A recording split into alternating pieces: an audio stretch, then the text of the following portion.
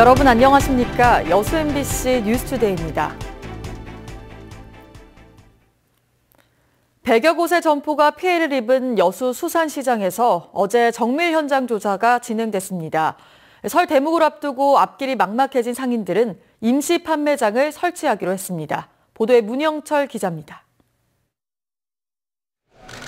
하루 2천여 명이 찾던 수산시장 내부에는 잿더미와 매캐한 냄새만이 가득합니다. 국과수와 소방당국은 화재 원인을 밝히기 위한 정밀 조사에 들어갔습니다. 화재 직후 1층 점포에서 누전으로 끊어진 것으로 추정되는 전선이 발견된 가운데 감식팀은 현장의 전기시설도 추가로 수거해 감식을 벌이고 있습니다. 전기 배선이라든가 전자기구 사용 여부에 대해서 확인 장애 있습니다. 감정 결과는 3주 이상 걸릴 거로. 생선이 보관돼 있던 냉장 냉동시설은 화재로 가동이 멈췄지만 긴급 복구로 전력 공급이 재개돼 추가 피해는 막게 됐습니다. 다행히 옥상에 있는 수전 설비가 양호해서 저압을 거기서부터 끌어서. 하지만 1층 전체가 불에 타면서 완전 복구엔 적어도 한 달 이상이 걸릴 것으로 보입니다. 당장 인근의 임시 판매장을 빠른 시일 안에 마련하기로 했습니다. 천막 관계, 전기, 수도 그런 것들 이제 다 해주기로 약속을 했습니다. 그래서 이제 가게들도 줄이고 해가지고 같이 모여서. 정부는 특별 교부세를 지원하기로 했으며 피해 상인들의 세금을 유예하는 방안을 추진하기로 했습니다. 지자체도 긴급 생활 안정 자금을 최대 7천만 원까지 확대하고 한 달 동안 모금 운동을 펼칠 계획입니다. MBC 뉴스 문형철입니다. 여수 수산시장 피해 상인들을 위한 임시 판매장 위치가 확정됐습니다. 여수시는 상인들과의 협의를 통해 수산시장 건너편 배수펌프장 공터와 인근 도로 894제곱미터 면적의 임시 판매장을 설치하기로 했으며 공사가 시작될 경우 일주일 안에 영업이 가능할 것으로 예상된다고 밝혔습니다. 여수 수산시장 화재의 피해 규모가 크게 늘어날 전망입니다. 여수시는 지난 15일에 발생한 수산시장 화재 피해액이 소방서 추산 5억 2천여만 원으로 집계됐지만 시가 2011년 이후에 투자한 시설 피해액만도 50억여 원에 이르고 설 대목을 앞두고 상인들이 들여놓은 상품과 영업 피해까지 감안하면 최대 100억 원대에 이를 것으로 예상했습니다. 여수시는 회사 측이 20억 원의 보험에 가입해 있고 상가 60%가 개별 보험을 든 것으로 파악돼 외형적인 피해 보상에는 큰 문제가 없을 것으로 전망하고 있습니다. 지난해 대구 서문시장 화재 직후 여수 수산시장은 안전점검까지 실시됐지만 결과적으로는 소용이 없었습니다. 그래서 전국적으로 재래시장 소방 방제 시스템을 근본적으로 개선해야 한다는 지적이 설득력을 얻고 있습니다. 김주희 기자가 보도합니다. 지난해 11월 30일 발생한 대구 서문시장 화재, 그리고 이번 여수 수산시장 화재. 재래시장 내 대형 화재란 점과 함께 또 다른 공통점이 하나 더 있습니다. 모두 현대화 사업까지 마친 시장이란 겁니다. 특히 여수 수산시장은 불과 한 달여 전 긴급 안전 점검까지 이루어졌습니다.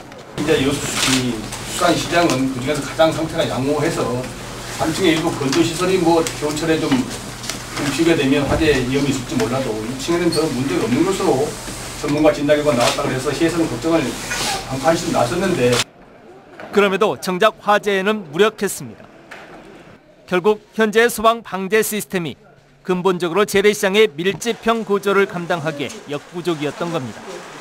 수산시장 같은 경우는 하나의 장소에 그렇게 점포가 많이 있음으로 해서 옆으로 당연히 연소 확대가 빨리 될 수밖에 없는 구조를 가지고 있었다.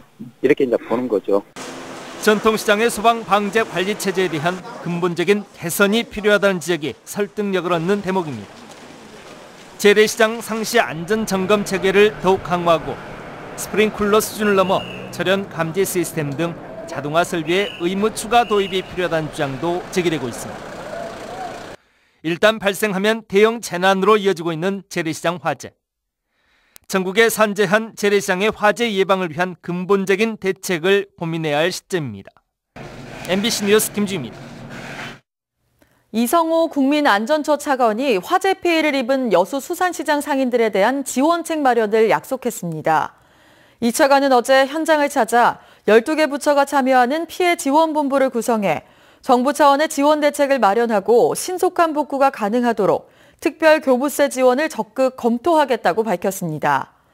국민의당 이용주, 주승용, 정동영 의원 등 주요 정치권 인사와 조한익 한국전력공사 사장도 현장을 찾아 피해 상인들을 위로하고 빠른 시일 내 영업이 재개될 수 있도록 노력하겠다고 강조했습니다. 광양시가 숲에서 행복을 누리는 이른바 산림복지 서비스를 확충하는 데 주력하고 있습니다. 이미 조성된 자연휴양림에 다양한 산림체험장과 생태숲을 조성하고 관광을 활성화하는 데 힘을 쏟고 있습니다. 김종태 기자가 취재했습니다. 남도의 명산 광양 백운산 자락에 자리한 자연휴양림. 아름드리 소나무와 삼나무, 편백나무가 빽빽히 들어찬 울창한 숲이 하늘을 가립니다. 이곳의 또 다른 휴양시설인 목재문화체험장 공사가 한차입니다. 올해 하반기 개장 예정인 이 체험장은 목재를 활용한 다양한 체험실과 전시실이 들어섭니다. 생활용품과 공예품을 만드는 공방과 함께 목재를 가지고 노는 재미있는 어린이 놀이터도 들어섭니다. 지난 2015년부터 백운산 능선 118km에 조성 중인 둘레길도 등산객들로부터 인기를 더해가고 있습니다. 코스별로 백운산권 관광자원을 테마나 역사로 묶어 개발하고 둘레길을 통해 지역 간 교류를 확대해 마을 소득원으로 차별화하고 있습니다. 백운산 중운산 소선길을 걸어보니까 소나무숲과 편백숲이 있고 그리고 길이 완만해서 너무 좋고요. 혼자 걸어도 이렇게 비콘이 설치되어 있어서 설명을 해주니까 참 편하게 걸을 수 있어서 좋습니다. 백운산 휴양림을 배경으로 지역 특산물인 매실과 고로쇠 수액 등을 연계한 치유의 숲도 모습을 갖춰가고 있습니다. 단순히 휴양림에서 힐링하는 차원에서 벗어나 일상에서 찌든 몸과 마음을 치료하는 색다른 산림 욕장으로 꾸미고 있습니다. 백운산 자연휴양림 인근에 산림, 휴양, 치유시설을 확대하고 있습니다. 앞으로 산림복지단지까지 조성하게 되면 산림복지 서비스 향상뿐만 아니라 관광객 유치에도 큰 도움이 될 것으로 기대됩니다. 광양시가 산림복지시설 확충을 위해 지난 2, 3년간 투입한 사업비만 200억 원. 아름다운 숲을 체험하고 걸으며 건강을 치유할 수 있는 다양한 산림복지 정책이 숲의 가치를 새롭게 만들어가고 있습니다. MBC 뉴스 김종태입니다. 여수시가 올해 여수학숙 신규 입사생을 모집합니다. 여수시는 지역 고등학교 출신으로 수도권 소재 대학교에 다니는 재학생들에게 주거비 부담을 덜어주고 면학 편의를 제공하기 위해 여수학숙 신규 입사생 76명을 어제부터 5일 동안 모집하고 있습니다. 여수학숙은 지난 2004년부터 운영되고 있는 지역 출신 대학생의 기숙시설로 지하철 4호선 쌍문역에서 도보로 7분 거리에 위치해 있으며 월 사용료는 7만 원입니다. 목포의 한 요양병원이 건물 임대료를 내지 못해 법원이 강제 집행에 나섰습니다. 건물주와 병원의 다툼에 추위 속에 애꿎은 환자들이 다른 병원으로 이송됐습니다. 김진선 기자입니다. 이른 아침 목포의 한 요양병원. 환자와 병원 집기를 옮길 구급차와 화물차 등 10여 대가 대기했고 경찰도 100여 명이 투입됐습니다. 안에서는 목포를 두른 노인 환자들이 침대와 휠체어를 타고 옮겨집니다. 부동산 강제 집행에 따라 입원 환자들도 나가야 하는 겁니다. 옮긴다가나요. 그럼 날 따뜻한 한다면 이 추운 날 해야 쓰겠어. 건물주가 임대료를 1년째 내지 않는 병원 측을 상대로 소송을 걸면서 결정된 강제 집행.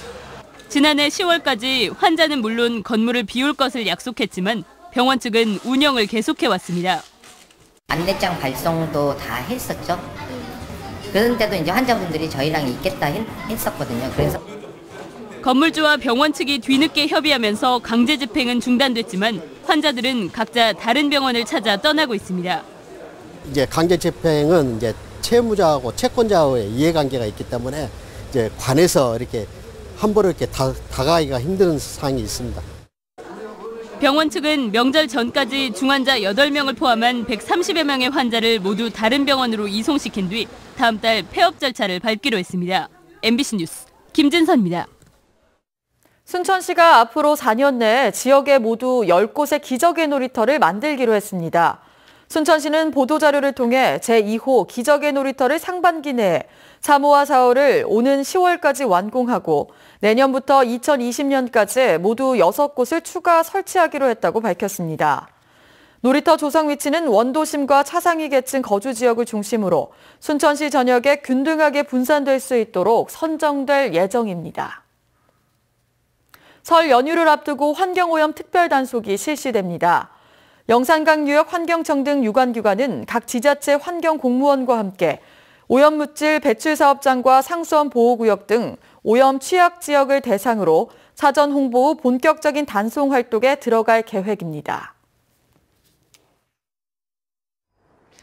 네, 오늘 출근길도 공기가 차갑습니다. 나오실 때 옷차림 든든하게 입으셔야겠는데요. 매섭게 몰아치던 한파의 기세는 꺾였지만 여전히 내륙 많은 지역이 영하권을 맴돌고 있습니다. 이 시각 현재 서울이 영하 6.5도 등 대부분 지역 영하권을 보이고 있는데요. 그래도 낮부터 기온이 더 오르면서 내일은 서울의 아침 기온이 영하 2도까지 오르겠고요. 주 후반까지 심한 추위는 없겠습니다.